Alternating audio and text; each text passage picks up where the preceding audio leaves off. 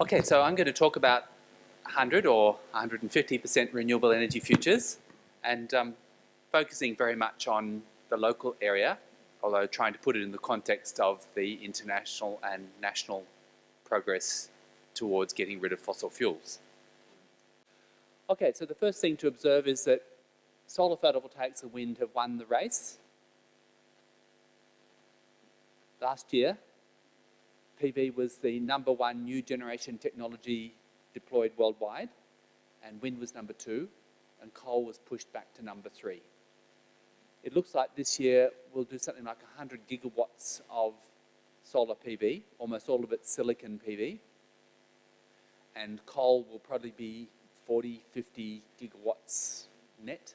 So PV will do twice as much as new coal this year, and next year PV will probably be in the 100 to 150 gigawatt range, and so on. So coal is rapidly becoming irrelevant on the world stage, and by 2025, almost nobody will consider building a new coal power station. But it's very, very hard to kill off the fossil fuel industry. It's just like that other smoking industry, where although the health problems of smoking have been very well known for many decades, if not centuries, the fact is that still 12% or so of Australians smoke. So it's a delaying game for the fossil fuel industry. Those in the industry who have a little bit of introspection will realise that they've lost. But those who have no scruples will attempt to delay the inevitable for as long as possible, just as those in the cigarette industry have successfully done. So the reason for the overwhelming dominance of PV now, both in Australia and around the world, is simply that prices just keep coming down. So what you see there is a learning curve. This is typical for many industries, where as you get bigger and better and make more things, you learn how to do it better and cheaper. And PV has been reducing in price steadily for about 60 years, since silicon PV was invented in the early 60s. And as far as I can see, will continue to do so for as far ahead as anyone can see, a couple of decades. So this graph shows the cumulative production of PV along the bottom, and up the side is the price, both on log scales, so almost anything can be a straight line on a log scale, but nevertheless it is sort of a straight line. And you can see that it's been following down this curve for many decades, and as far as I can see, will continue to follow down that curve for at least another 2 decades. And in about 10 years' time, the cost of a silicon solar module will be not much more than the cost of the raw materials that go into that module, the glass, the plastic pottant, the aluminium frame, and a bit for the silicon. So it really is a remarkable industry, and it is a long way to go before it reaches bottom price. So we have an awful lot of sunshine in Australia. What you see here are noon equivalent sunshine hours per day. So up in the northwest, you'll get 6.5 noon equivalent sunshine hours a day. Down in the southwest of Tasmania, where it rains a lot, it's 3.5, and that's better than all of northern Europe. So Australia is, because it has a moderate latitude compared with the northern hemisphere countries, has a lot of sunshine. We also have an awful lot of wind. I'll come to that in a moment. The green circle you see there is the area of land required to supply all of the world's electricity using current technology. The red dot would be all of Australia's electricity using current technology, assuming that none went on roofs. And in fact, the area of roof in Australia is sufficient to host all of the solar panels required to provide all of Australia's electricity. But of course, the best will be a mixture of ground and roof-mounted PV. So the browner the area that you see there, the better from the point of view of wind. So surprise, surprise, Tasmania's got a lot of wind.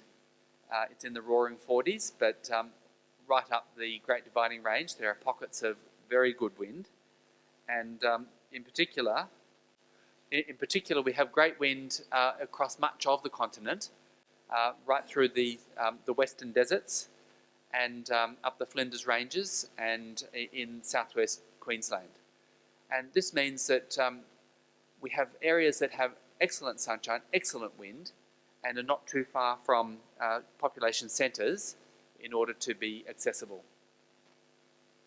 Looking closer in where we live in the ACT region, you can see there a wind map from the AREMI database. It's a really great website that's been supported by the Australian Renewable Energy Agency. I encourage you to go and look at it if you're looking for solar and wind data and a whole host of other data forms that you need to do analysis. AREMI, Australian Renewable Energy Mapping Infrastructure. So the redder or browner the area, the better from the point of view of wind. So in Canberra, there's a big blue patch where just east of the Brendabellas, which takes a lot of our wind. There's great wind potential in the Namadgi National Park and Kosciuszko National Park, which I hope will never be developed. But there's also some nice wind to our east, just at the edge of the coast ranges in the farming areas there, and running north along the Great Dividing Range.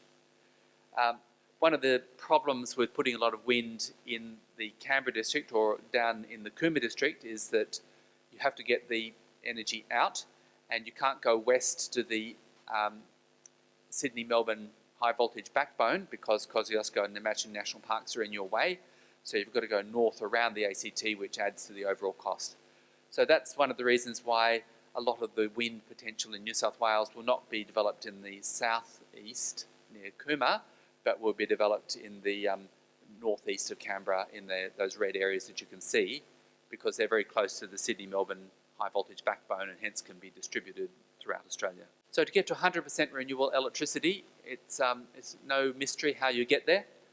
The first is that you need to have technical diversity. So not just PV, not just wind, but wind and PV in particular are a great combination because often PV is available in the day and wind at night as winds blow in and out of the Australian continent as the air warms up. We need demand management and peak load shaving so that we don't build enormous amount of infrastructure to meet the demand for the last dozen hours in a whole year. And importantly, this is a point that's often missed, you need very wide geographical distribution. If you try and get to 100% renewables in just the ACT or just New South Wales, then you'll need twice or three times as much storage compared with the amount you need if you try and do it over the entire national electricity market from North Queensland through to South Australia and including Tasmania. And if we put a high voltage link across to Perth, then the amount of storage required will go down even more. And fourthly, you need storage. And batteries are going to be important. Pumped hydro, however, is 10 to 50 times cheaper than batteries for large-scale energy storage. It's 97% of all storage around the world, and is certainly where you go to right now and for the foreseeable future for when you want really large-scale storage. I mean, water is really cheap compared with any chemical you'll ever put in a battery. So the role of high-voltage DC transmission is of ever-increasing importance. Storage and high-voltage DC belong to each other because you can trade storage for high-voltage power. Because if you want more storage, you don't need as much high-voltage transmission. If you can't afford as much storage or you don't want to install as much storage, you can compensate by having stronger interconnection with other regions, and they trade off against each other. So there's been enormous progress in developing HVDC systems. The record at the moment is an aluminium cable about 10 or 12 centimetres in diameter on top of a high tower running at 1.1 million volts and traversing 3,000 kilometres from west of China to east of China and carrying 12 gigawatts, which is about a half of Australia's current average power consumption, and with a loss of 10%. So you can transfer power over intercontinental scale in a little aluminium cable. There's a lot of very difficult engineering for stepping up to that sort of voltage and stepping back down again. But what we can see is a steady progression from 400 kilovolts, 800 kilovolts, now 1100 kilovolts, and then pushing up into the 1500 and 2000 kilovolts and beyond. And every time you increase the voltage, you increase the power capacity of that same cable, and you can transfer more power over longer distance with lower loss. So what we're going to see is intracontinental cables from east of Asia to west of Asia, from south of Asia to north of Asia, from Australia to Asia, from North America to the tip of South America, and everywhere in between. And in the longer term, even intercontinental cables traversing oceans. This is a very important development for renewables because it means that you can traverse 6, 8, 10 time zones going from Vladivostok to London, which means that the sun never sets on your solar power. There'll be solar power somewhere at all times. So in Australia, we could put a bunch of cables. At the moment, the solid lines, the solid red lines, are where the cables actually go, but it would be very comfortably within current worldwide engineering experience to put more cables where those dotted lines go to sample wind and solar and demand in places that currently are not strongly connected to the main population centres of Sydney, Melbourne. So storage is important. As I mentioned, pumped hydro is 97% of all storage, and most of that is on river. That means you have a dam or a pair of dams in a river, and when you have spare electricity, you pump water from a lower reservoir to an upper reservoir, for example, through those pipes from the Junama Reservoir at the bottom to the Talbingo Reservoir at the top. And when you want that energy back again, the water comes back down through those pipes, through a turbine, and you lose about 20% of the energy that you put into the pumping in this round trip efficiency, in this round trip of the energy. And that compares with about 10% for a battery. So batteries and hydro are fairly similar, 10-20% round trip losses for energy storage. So this happens to also be the site for the famous Snowy 2.0, which I'll describe in a moment. So it's Australia's largest pumped hydro system on the Tumut River, not very far from Canberra. And it's a 150-metre head. That's a height difference between upper and lower reservoirs in those the 6 pipes that you can see.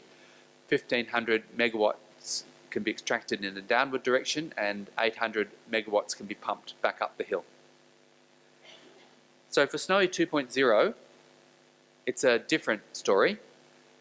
It would run from existing Tantangra Dam in Kosciuszko National Park, entirely through the national park, down to the upper reaches of the Talbingo Reservoir, also in Kosciuszko National Park, a distance of 27 kilometres, but a head of 650 metres instead of 150 metres for the Tumut 3 power station. And there would be a week worth of flat-out water in the Tantangra Reservoir. So it's 2 gigawatts times 168 hours, which is about 350 gigawatt hours of storage in Tantangra. And although it's in Kosciuszko National Park, it could be developed with care without impacting much on the park by having a tunnel run entirely underground from Tantangra to Talbingo, and to bury the rock from that tunnel probably in Talbingo Reservoir. It's not a lot of rock compared with the volume of Talbingo. It would sink and make fish habitat probably. Underground power station and minimal disruption to Kosciuszko National Park. A feasibility study will be released quite soon, which will provide costing data, and at that point we'll be able to see whether this is going to be a goer or not. My team has been looking for pumped hydro in off-river, non-existing dam sites. And why off-river? For 2 reasons. One is that if you go away from a river, you don't need flood control. If you go to any hydro scheme, you'll see that a very large proportion of the total cost of the scheme was dealing with the 1 in 1,000-year flood. Mountains are moved, huge emergency spillways created. The dams are way over-engineered. They must not fail. Whereas if you go off-river, you'll never have a 1,000-year flood of any consequence because there's no river. And the second reason is that you can get very large heads. If you have 2 reservoirs in the same river valley, then you're almost certainly going to have a small head of 100, 200 metres. The upper reservoir really should be on top of the hill, not in a river valley. And if you go off-river, you can find many, many places in Australia with heads in the range 400 to 900 metres. There's the other incidental point that Australia has rivers only covering about 1% of the landscape, and if you insist on only looking near rivers, you restrict yourself to 1% of the total pumped hydro sites. So we went out and found all the reservoir sites, potential reservoir sites in Australia. We found 22,000 of them. And this is about 1,000 times more than we actually need to support a 100% renewable electricity system for Australia. So the total storage capacity is about 67 terawatt hours, which is enough to support the entire world at 100% renewable electricity. And Australia is hardly the most mountainous country in the world. So we're better off than Denmark and Holland, but most countries have far more mountains per capita than Australia. So there's 22,000 dots that you can see there, many of them right on top of each other. And the important point is we can afford to be extremely choosy in choosing our pumped hydro sites to support 100% renewables.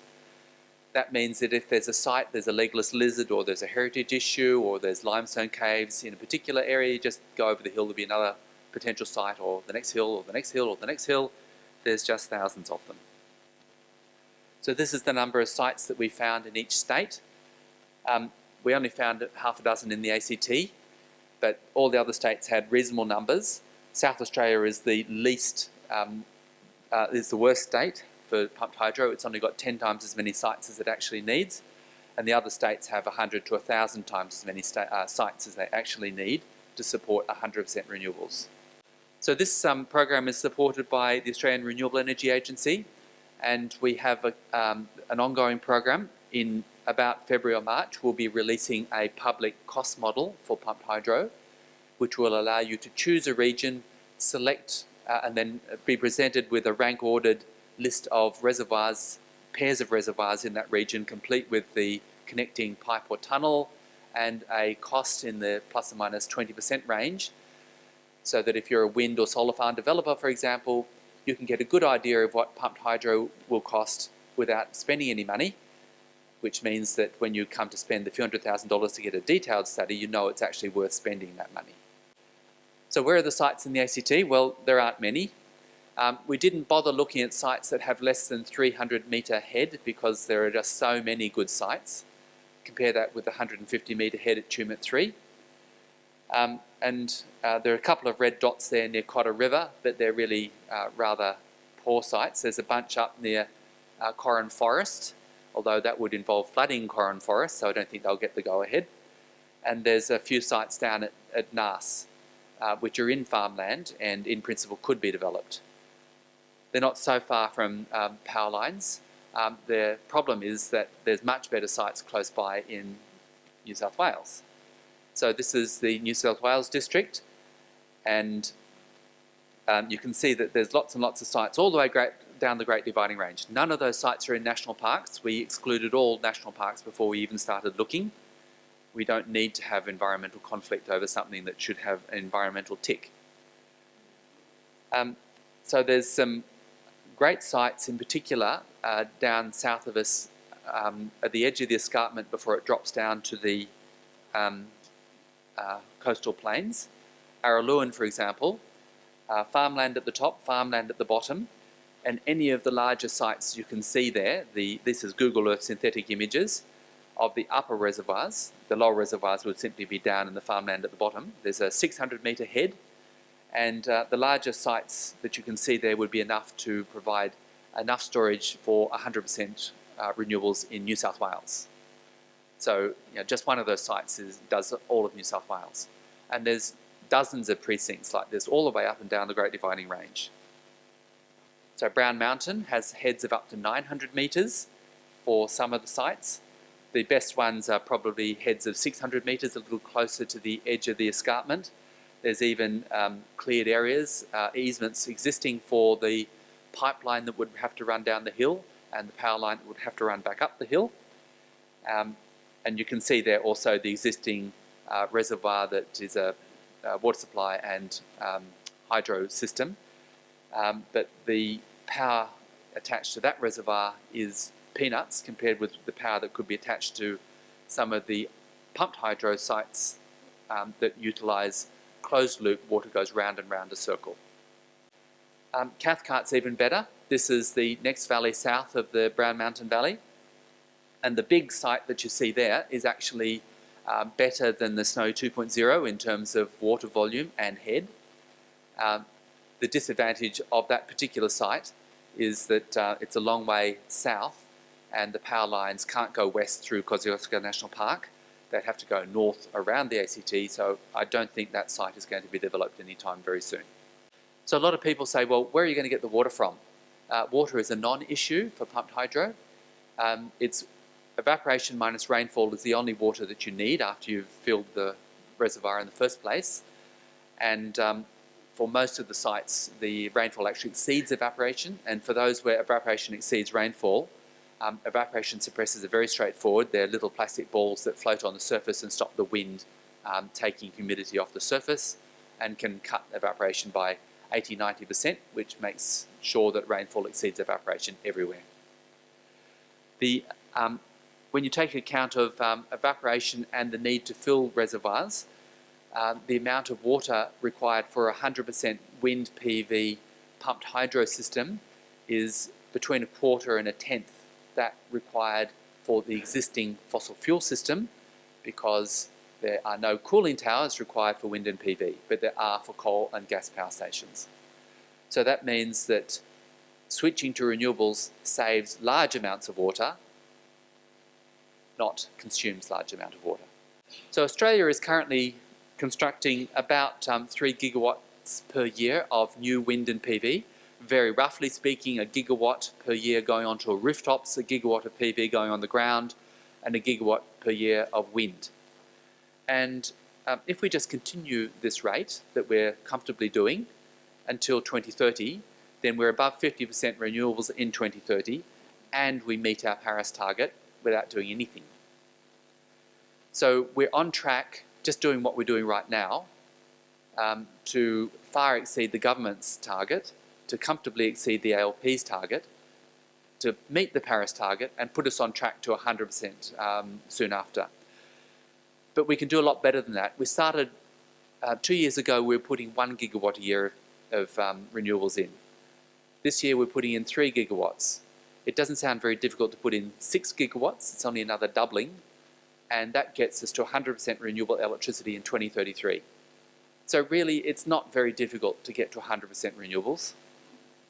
We've already demonstrated that we can do half what's required. It would be no stretch to ramp up after 2020 and just get the whole job done by 2030 or 2035. But we also have to think about stability. PV and wind don't necessarily come just when the demand is required. And we're looking at 100% renewables using an hour-by-hour analysis. We look at wind and PV, the existing hydro and bio. We get the wind data every hour, the solar data every hour, the demand data every hour, and then we make sure that every hour of every year over a large number of years can be met with a combination of wind, PV, high voltage interconnectors, and pumped hydro storage. And the reason we chose those technologies is that there's no arm waving, they're all off the shelf, prices are well known, we don't have to say, well, you know, I think that batteries, or I think that solar thermal, or I think that geothermal will get to such and such price point. You just observe what the price is right now. Importantly, we distribute the wind and the PV and the pumped hydro over the 1 million square kilometres from North Queensland through to Tasmania and South Australia, which means that we sample the solar, the wind and demand and some time zones over a very large area, which hugely smooths the supply and demand for electricity. And it's possible to draw a little graph of how much it costs to do this hourly balancing of renewables versus the fraction of renewable energy in the national electricity market. So up the side is the cost of balancing the national electricity market in dollars per megawatt hour, which is equivalent to cents per kilowatt hour. And to put it in perspective, the current wholesale price in the NEM is in the $70 to $100 per megawatt hour range.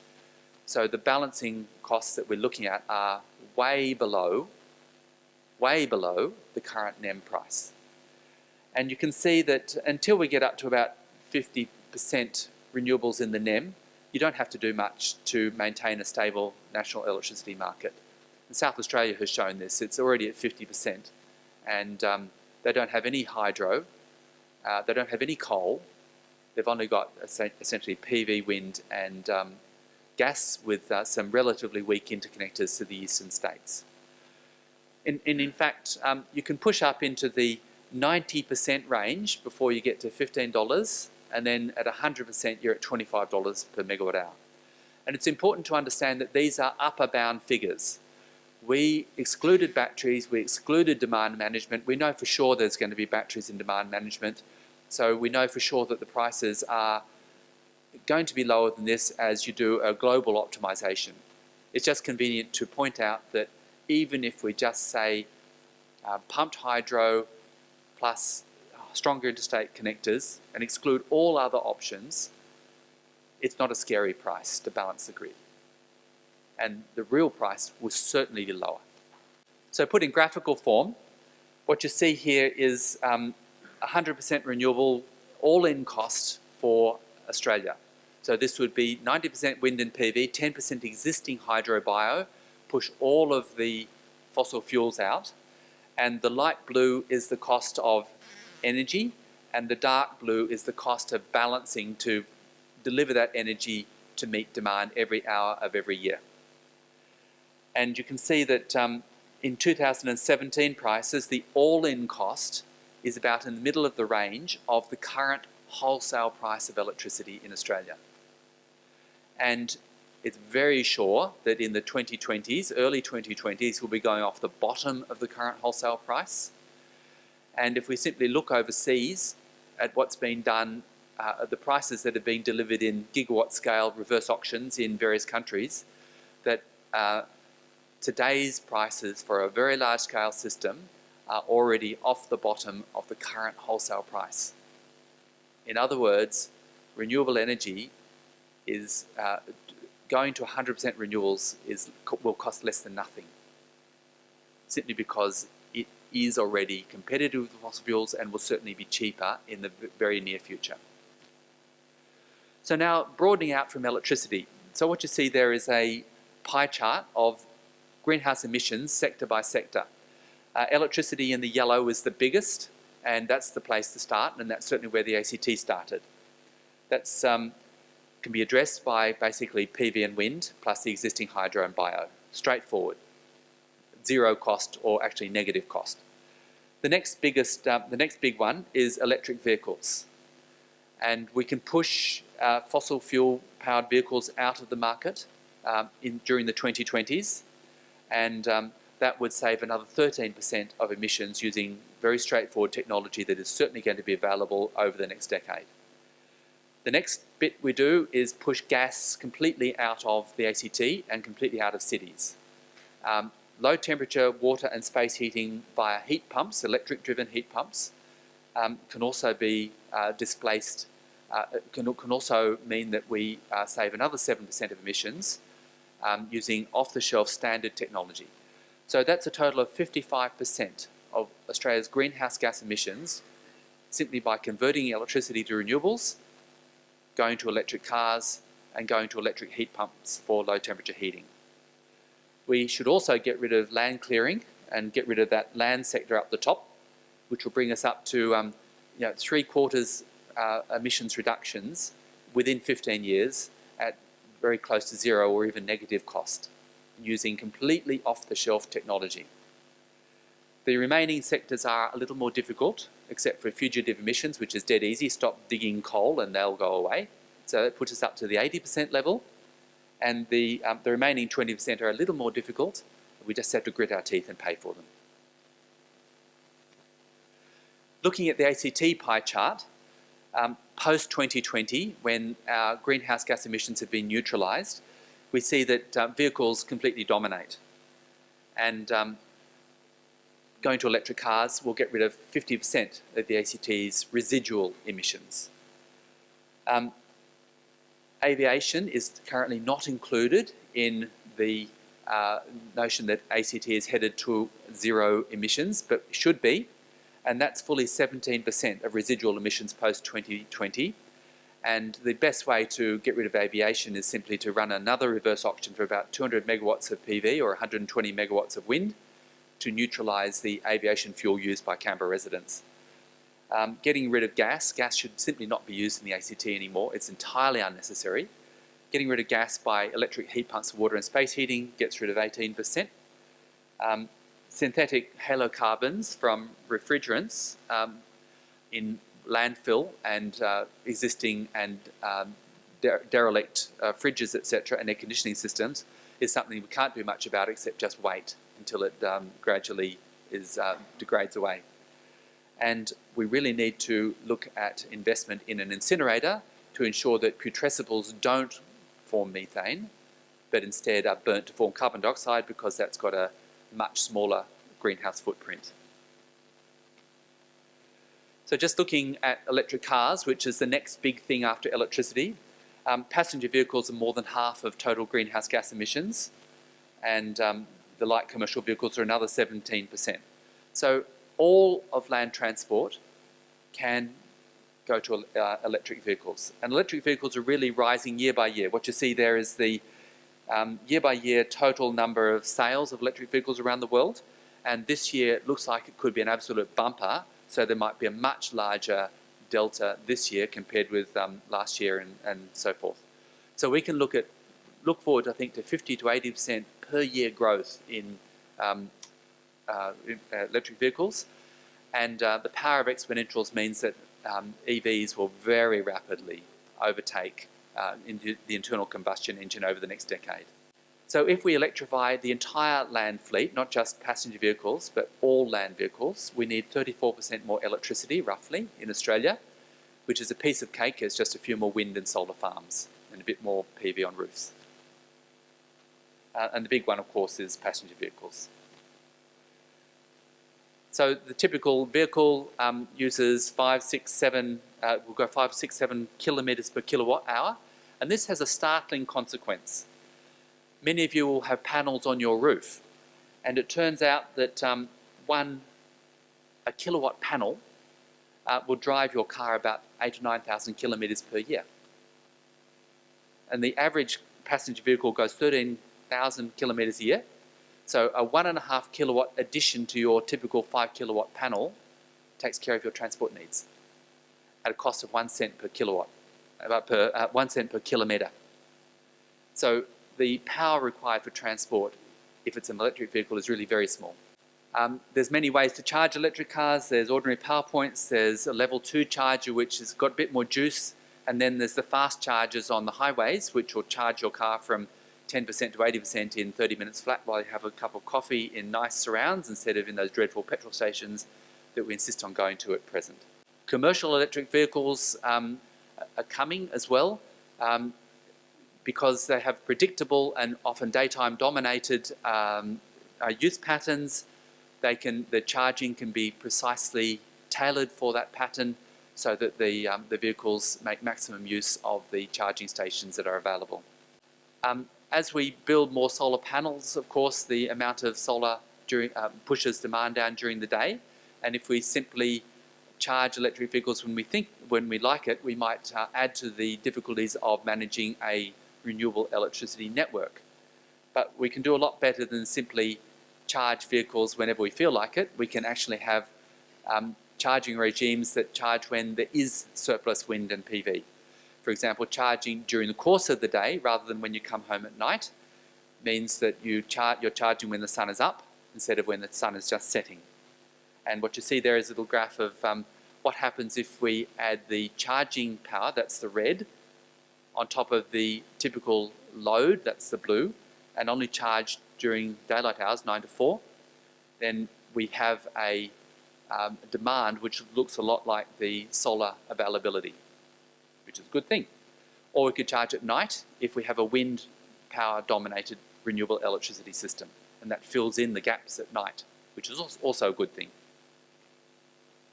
But in point of fact, when you get up towards 100%, the time of charging hardly matters because you've got so much storage power available that the difficulty stops being the hot summer afternoon and becomes the cold, wet, windless week in winter when you don't have enough solar or wind.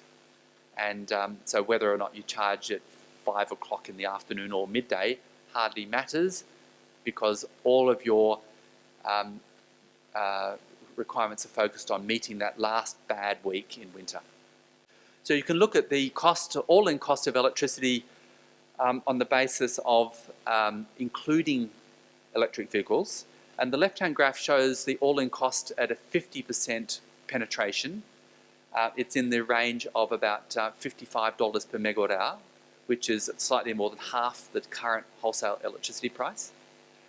When you get to 100% renewables, we've got to spend more on interconnectors and storage, and we're up around $75 a megawatt hour. And then if we add in 100% electric vehicles, we're at $76 a megawatt hour. So adding in the electric vehicles hardly changes the overall cost of the electricity system. And the yellow bar there is the current wholesale price range in Australia.